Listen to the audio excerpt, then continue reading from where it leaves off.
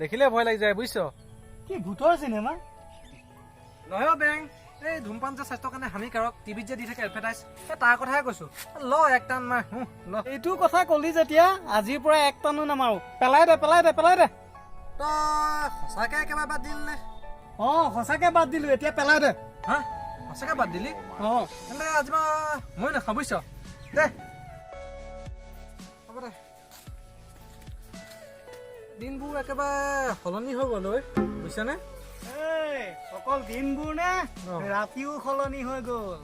ঐ দিনত মানুহবোৰ স্কুল কলেজ বিভিন্ন ভাল কামত ব্যস্ত হৈ থাকে, ঠিকেই দে।